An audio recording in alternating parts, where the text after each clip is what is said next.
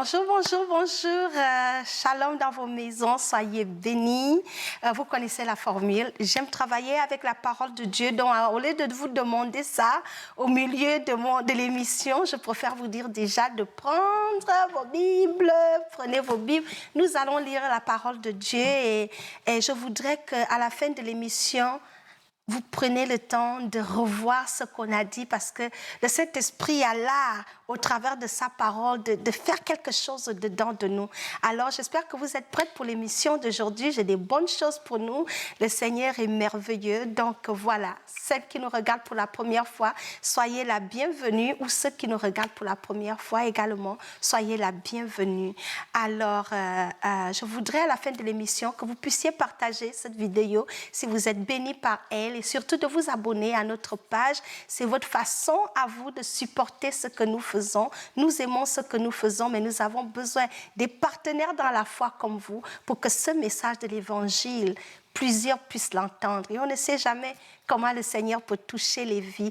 Alors, Femmes éveillées, comme vous le savez, c'est une idée du ministère Lyon Unis en Christ, dont je suis le leader. C'est un ministère des femmes passionnées de Christ, des femmes de prière, des femmes qui aiment lire la parole de Dieu. Donc voilà, si tu veux te joindre à un groupe de femmes vraiment zélées dans la foi, qui veulent grandir et croître dans leur relation avec le Seigneur, eh bien, je te lance l'invitation, tu es la bienvenue. Juste nous faire la demande dans un commentaire et on saura comment t'associer à ce ministère. Tout le monde est la bienvenue. Toute personne qui a Jésus-Christ comme Seigneur et Sauveur dans leur vie et qui veulent grandir et être encouragés par des exhortations, des temps de jeûne, de prière, la parole, des encouragements, eh bien, voilà, je te lance l'invitation. Alors, sans plus tarder, nous allons commencer. Donnez-moi juste rapidement, je vais prier. Seigneur, je te bénis pour ce moment. Je bénis toutes les personnes qui vont nous regarder aujourd'hui. Et je prie, oh Dieu, que ce message puisse porter du fruit. Que les personnes qui m'écoutent, Seigneur, puissent laisser ce message résonner et qu'ils prennent cette parole et agissent et la mettent en pratique pour voir les résultats que tu promets dans leur vie de couple, dans leurs affaires, dans leurs études, dans chaque domaine de leur vie. Parce que ta parole est efficace. Saint-Esprit règne au milieu de nous et conduis-moi. Je m'abaisse et je t'élève grandement. Sois loué. In Jesus' name. Amen. Amen. Donc voilà, nous avons prié, tout est là. De quoi je vais nous parler aujourd'hui? Le titre de ce message, c'est « Jusqu'à quand vas-tu rester assise là ?» Jusqu'à quand vas-tu rester assise là? Vous êtes en train de dire, qu'est-ce que FIFA nous amène? Eh bien, je vous amène des bonnes affaires. Le Saint-Esprit m'a inspiré ce message pour me dire que cette année, il y a plein de personnes qui ont des résolutions. 2022, je vais faire comme ça. Il y a plein de personnes qui se plaignent de leur vie. Vous attendez le miracle pour que Dieu vienne opérer un miracle. Dieu me dit de vous dire qu'il a déjà opéré le miracle. Le miracle est déjà prêt. Il n'attend que vous-même pour aller vous servir. C'est de ça que nous allons parler aujourd'hui. Et je vais commencer avec cette citation d'Albert Einstein que nous devons nous tous connaître. Il a dit ceci. Il a dit, la folie, c'est de faire toujours la même chose et de s'attendre à un résultat différent. Je vais bien expliquer. C'est-à-dire, tu fais la même chose encore et encore et encore et encore. Et puis tu es assise, tu attends le miracle, tu attends un résultat différent. Je viens te dire qu'aussi longtemps que tu ne vas pas changer de technique, de méthode, de stratégie, et aussi longtemps que tu ne vas pas corriger les choses, aussi longtemps que tu ne vas pas te lever pour changer les choses, ce que tu attends là, les résultats que tu cherches là, tu ne verras pas ça. Parce que même Dieu ne va pas se bousculer. Je vous dis que Dieu se lève avec ceux qui se lèvent, mais il ne s'assoit jamais avec celles qui aiment rester assises pour attendre le miracle. Jésus est le plus grand miracle. Il a tout accompli. Alors, pour bien faire asseoir ce dont je vais nous parler aujourd'hui, j'ai cette belle histoire qui se trouve dans le livre de 2 Rois, chapitre 7. Je vous encourage à lire toute l'histoire. À partir du verset 1, ça se termine au verset 13. À cause du temps, je ne vais pas lire tous les versets. C'est pour ça que je vous dis, prenez vos Bibles, vous allez lire vous-même. Il ne faut pas dire FIFA venir raconter des histoires. Alors, c'est l'histoire, je vais lire juste le premier verset. Voici ce que dit Élisée et considérez que c'est ce que Dieu vous dit aussi aujourd'hui au travers de ma bouche. il dit, Élisée dit, écoutez la parole de l'Éternel.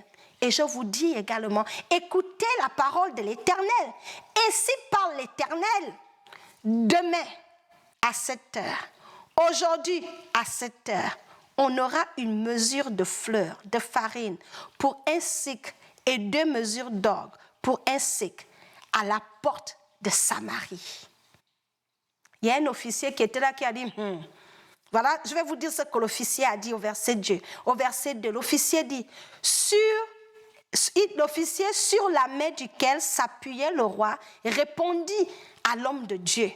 Quand l'Éternel fera des fenêtres au ciel, pareille chose arriverait-elle? Et Élisée dit, tu le verras de tes yeux, mais tu n'en mangeras pas. L'homme de Dieu est venu dire aujourd'hui, Dieu va faire quelque chose d'extraordinaire dans votre vie. Voilà un incrédule qui défie la parole de Dieu, qui lui dit, même quand le ciel sera ouvert, ils étaient dans la famine, dans la guerre, dans une situation que c'était impossible de voir l'abondance de Dieu. Et l'homme de Dieu vous dit, je vois l'abondance. Ce que tu achetais à 10 000, vous allez avoir ça gratuitement. Il a dit, même si le ciel s'ouvrait et faire une fenêtre, l'abondance, ça va venir par haut. Élisée l'a dit, ça là, tu vas voir, mais tu ne vas pas manger. Ça, c'est une parenthèse. Mon focus n'est pas sur lui. Il y a des incrédules comme ça. Dieu dit, tu vas te marier l'année là. Toi-même, tu annules encore. Tu dis, ah Seigneur, moi vraiment, après 2 divorces, Dieu dit, tu vas voir les autres se marier, tu ne vas pas te marier. Parce que tu annules ce que Dieu dit sur ta vie. Ce n'est pas là mon focus. Alléluia. Mon focus, c'est le verset 3.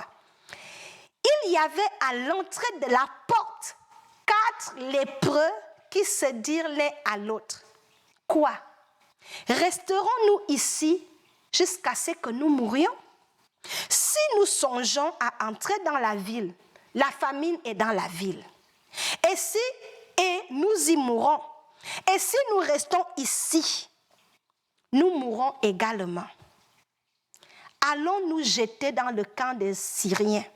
S'ils nous laissent vivre, nous vivrons. S'ils nous font mourir, nous mourrons. Je vais m'arrêter là.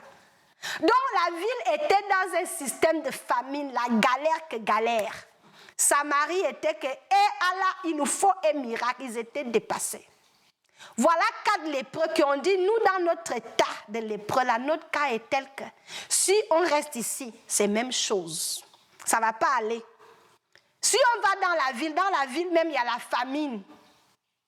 Ils ont dit que de rester assis ici, dans la même condition et ne rien faire. Mais on va prendre le risque. Ils ont dit, prenons le risque d'aller se jeter dans le camp de l'ennemi. Qui sait? Peut-être ils vont nous faire faveur. Peut-être on va trouver à manger là-bas. S'ils décident aussi de nous tuer, on va mourir. Parce que est-ce que Cabri mort a peur de couteau? Quel que soit Alpha, qu'on reste ici, notre cas est laid. Qu'on va aussi dans la ville, notre cas est gâté. Parce que dans la ville, il y a la famine. Donc, peu importe l'option qu'on va prendre, ce n'est pas la joie. Mais ils ont dit, on refuse. Dites-moi, on refuse. Ils ont dit, on refuse d'être assis ici et d'attendre la mort. Avant que la mort ne nous trouve, nous-mêmes, on va faire quand même quelque chose. C'est ça le focus de mon message. Vous allez lire l'histoire vous-même, la suite. Sur cette décision-là, ils sont allés dans le camp de l'ennemi qui assiégeait la Samarie. C'était une armée qui devait attaquer la ville.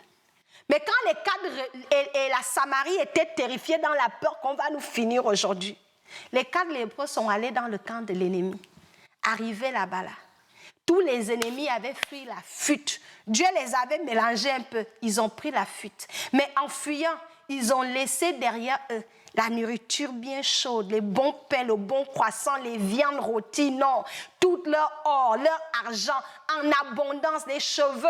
Ils ont laissé tout ce qu'ils avaient, ils sont partis haut les mains.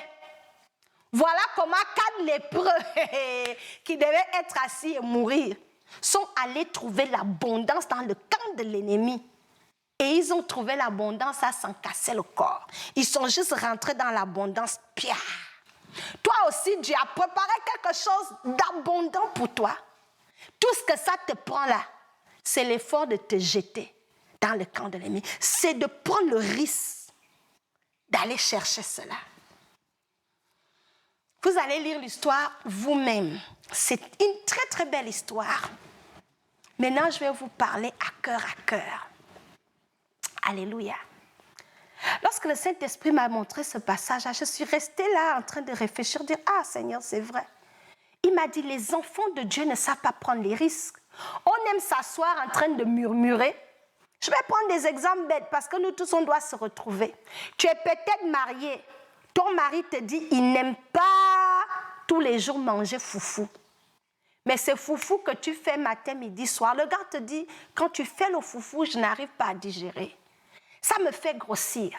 Il n'y a pas de nutrition dedans qui vont vraiment m'aider. Je n'aime pas cette affaire-là. Est-ce qu'on peut varier? Tu dis à ton mari, ah, si tu ne veux pas manger le foufou, va donc te débrouiller, commande la nourriture. Il continue de se plaindre. À cause de ça, il te boude.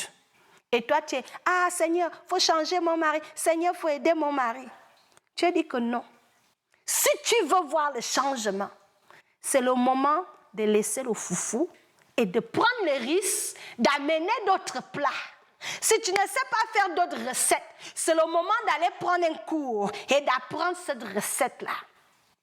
Cet exemple de nourriture-là, c'est réel. Je vais vous donner un exemple personnel parce que des fois, quand les gens viennent parler, vous pensez qu'on parle des histoires du village. Ce qu'on apprend de Dieu, là, nous-mêmes, on a vu, on a appliqué et on a vu les effets. Mon mari, c'est quelqu'un, après 19 heures, il n'aime pas des plats lourds. Il aime manger léger. Moi, en bonne gabonaise, on mange les vraies affaires. Mon mari, il est blanc. Les blancs ne sont pas dans nos affaires de sauce dongon. Moi aussi, je vais préparer, je me tue bien les grosses sauces, la sauce de bœuf, de ceci, de cela. Il rentre, il ne mange pas. Et quelquefois, comme ça, il va me balancer. Oh, je m'attendais à trouver une soupe. Je dis, ok. Attendez à trouver une soupe. Ça commençait à me frustrer même. Des fois, il va dormir, il ne mange pas. Il dit non, it's too late, I cannot eat. Il se fait trop tard, je ne pense pas que je peux manger le riz. Entre-temps, moi, je me suis tuée à faire un bon riz, avec la viande, avec un bon rôti. Mais le gars, dans sa formule, il mange léger le soir. Et je voulais insister dans ça. Le Saint-Esprit m'a tiré l'oreille que, fais attention. Quand je me suis repentie, il m'a dit, il faut changer. J'ai dû apprendre à faire soupe. Aujourd'hui, si je te prépare soupe, toi-même, tu vas sucer les doigts. Je prépare ça jusqu'à quand mon mari Rani dit yes, j'ai épousé femme. Qu'est-ce que j'ai fait pour avoir un résultat différent, pour éviter les plaintes tous les jours, me parlait que je ne fais pas ce qu'il aime léger. Je me suis dit, le gars te dit déjà que voilà comment je fonctionne. Donc, tu ne peux pas l'imposer tes méthodes du village et puis t'attendre à un résultat différent. J'ai dû m'ajuster et aujourd'hui, je suis tombée dans l'abondance, ça ne me dérange plus là. C'est maintenant les compliments tous les jours. Ah ben chérie, quelle belle soupe. Je dis, merci Jésus. Vous voyez, donc maintenant là, je jouis d'une paix tranquille. Je prépare, il mange et il aime. Mais si j'étais restée dans la résistance, la rébellion de préparer les foufous, le pauvre monsieur, ça ne devait pas aller, il devait manger dehors. Peut-être aller chercher une autre femme qui fait les soupes. Il ne faut pas tenter le diable. Toi aussi, tu es dans ton mariage. Le mari se plaît, tu es sale, que tu es dans un désordre organisé. Et il est fatigué de ça. Il te fait la remarque. Votre chambre que vous dormez, ça ne va pas. Les habits salons, tout est salon. Il te fait la remarque que sois un peu organisé, tu t'en fous. Qu'est-ce que tu dis à ton mari? Ah, toi-même, il faut venir faire ton ménage. Vous voyez? Mais tu t'attends qu'il te traite bien, qu'il t'amène des bons cadeaux, mais tu ne fais pas des efforts de changer ce qu'on te reproche. Tu es assise au même endroit, avec les mêmes problèmes, et tu ne veux pas faire l'effort de prendre le risque d'essayer au moins quelque chose de différent. Il y a d'autres femmes chrétiennes. On va prendre l'exemple parce que c'est les choses qui amènent le divorce dans les foyers. La rébellion, l'insoumission. Le fait de rester assise dans une même condition, de refuser de changer. Et après, tu fais un jeûne. Dieu dit, ton caractère là n'est pas bien. On ne parle pas à son mari comme tu parles à ton mari. Là, tu parles à ton mari comme ça ne va pas. Et puis tu es au Seigneur, change mon mari, il y a la guerre à la maison, il y a la tension. Dieu dit, c'est quand tu vas changer ton affaire de mal parler au mari là. C'est là que tu vas vivre dans l'abondance. Et ça peut s'appliquer à tous les exemples dans nos vies. Change les méthodes que tu parles à tes enfants. Toujours tu tapes les enfants, tu tapes les enfants, tu tapes les enfants, tu es dans la colère. Tes enfants sont devenus rebelles. Et tu viens maintenant, ah Seigneur, délivre mes enfants. Le diable est en train de gaspiller mes enfants. Le diable est en train de gaspiller les enfants. Dieu te regarde. Il te dit, c'est tes méthodes qui doivent changer. Jusqu'à quand tu vas rester assise à faire la même chose, tu vois bien que le résultat n'est pas bon. Le résultat est en train d'apporter la mort dans ton foyer, dans ta vie. La mort, ce n'est pas juste mourir physiquement. La mort, il y a la mort spirituelle, la mort émotionnelle. Tu n'as pas la paix, tu n'as pas la joie. C'est mourir. Tu es dans le mariage, tu ris pas avec ton mari. C'est la mort. Parce que la Bible dit que la bénédiction de Dieu dans notre vie, c'est pour que nous puissions jouir de ça. Quand tu ne jouis pas de ce que Dieu t'a donné là, c'est la mort. Mais aussi longtemps qu'on va rester assise avec nos mêmes habitudes, nos mêmes façons de faire, et puis attendre le miracle, Dieu m'envoie vous dire que vous allez attendre longtemps. C'est le moment que les enfants de Dieu apprennent à prendre le risque de changer, le risque d'essayer des nouvelles choses, les risques de faire des choses différemment dans notre vie. Dieu t'appelle par exemple à ouvrir, comment dirais-je ça, à repartir à l'école. Tu trouves des excuses. Ah, à 50 ans, est-ce que je peux encore étudier? Mais tu veux une augmentation de salaire. Ah, Seigneur, fais-moi le miracle, qu'on m'augmente de salaire sans effort. Dieu dit non. Jusqu'à quand tu vas être assise? Le diplôme que tu as là n'est pas assez pour avoir le salaire que tu veux. C'est le moment de prendre le risque, de repartir à l'école, d'obtenir la formation. Et là, quand tu dis, Seigneur, envoie la promotion, tu vas tomber dans l'abondance. Ça commence avec nous-mêmes. C'était ça le message d'aujourd'hui. Et ça s'applique à tout. Ça s'applique aux célibataires. Tu cherches le mari, ton visage est toujours attaché jusqu'à... Les frères à l'église ont peur de toi. Jusqu'à quand vas-tu marcher partout? Excusez-moi, mais ça c'est la réalité des chrétiens. Tu vas attacher le visage comme 15 heures et tu cherches le mari. Le frère en Christ ne peut pas te voir. Dieu dit jusqu'à quand tu vas rester assise avec visage attaché et puis tu es en train de chercher mari. Et tous les jours tu jeûnes pour le mari. Les maris sont dans l'église assis en abondance. Ils ne te voient pas clair à cause de ton visage qui fait peur. C'est le moment de rire un peu pour avoir un résultat différent. Alléluia. Donc, soyez comme ces lépreux-là qui ont décidé de prendre le risque. Là où on est là, c'est gâté. Au lieu de ne rien faire, on va prendre le risque de faire différemment, quand aller même dans le camp de l'ennemi pour récupérer ce que Dieu nous a déjà préparé. Ils se sont levés.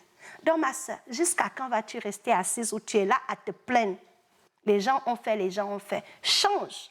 Et tu vas tomber dans l'abondance sans casser le corps. C'était le message d'aujourd'hui. En tout cas, partagez, soyez bénis, prenons des risques, les risques d'investir, les risques de faire des choses différemment avec nos maris, avec nos enfants, au travail et dans nos relations et même à l'église. Partout, prenons le risque de changer et de faire des choses différemment. Qui sait si le risque que tu vas prendre ne va pas t'ouvrir la porte à l'abondance. Soyez bénis. C'était l'émission d'aujourd'hui. Je vous aime. Shalom.